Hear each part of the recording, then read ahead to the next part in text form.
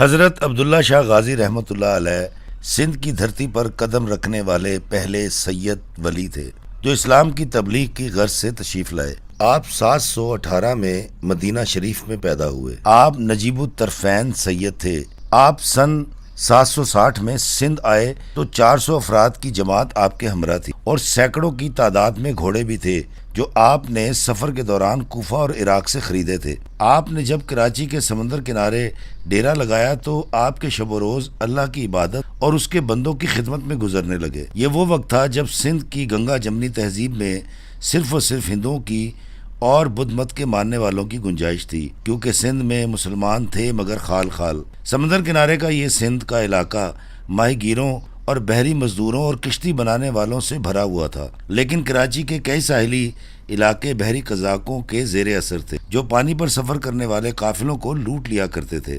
عبداللہ شاہ غازی کے حسن اخلاق اور نیک نامی کا شعرہ سن کر ان بحری قزاقوں میں سے کئی قبائل تائب ہو گئے اور کئی بحری قزاقوں کے خلاف آپ نے تلوار اٹھائی، کیونکہ آپ بہترین جنگجو تھے۔ یوں کراچی کے ساحل کی یہ ساری پٹی پرامن ہو گئی۔ لوگوں کو کھانا کھلانا، ان کی عزت نفس کو پالنا اور سب سے مسکرا کے بات کرنا ہندوؤں کو بھا گیا۔ آپ کے خلق عظیم کی وجہ سے جب لوگ مسلمان ہونا شروع ہوئے تو مقامی ہندو آبادی اور بدھ مت کے ماننے والے سخت پریشانی کا شکار ہو گئے۔ کئی بار آپ پر حملہ کیا گیا مگر ہر بار مخالفوں کو منہ کی کھانی پڑی۔ ابو جعفر منصور خلافت عباسیہ کا حکمران تھا اور وہ آپ غازی سرکار کے در پہ تھا۔ ابو جعفر منصور نے گورنر سندھ کو پیغام بھیجا کہ تمہارے علاقے سے عبداللہ شاہ ہمیں مطلوب ہے، گرفتار کر کے روانہ کرو۔ گورنر سندھ عمر بن حفظ نے اپنے ہرکارے بھیجے اور عبداللہ شاہ غازی کو گورنر کے روبرو پیش کیا گیا، مگر کچھ دیر مکالمہ کے بعد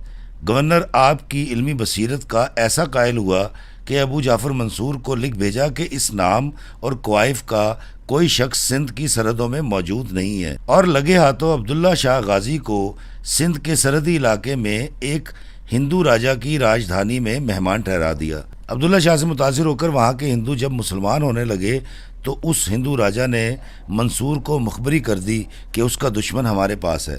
منصور نے فوری حکم جاری کیا جس کے مطابق عمر بن حفظ کو گورنری سے بے دخل کر دیا گیا اور اس کی جگہ ہشام بن عمر کو سندھ کا گورنر لگا دیا، اور حکم جاری کیا گیا کہ نیا گورنر فوری طور پر عبداللہ کو گرفتار کر کے بغداد بھیجے۔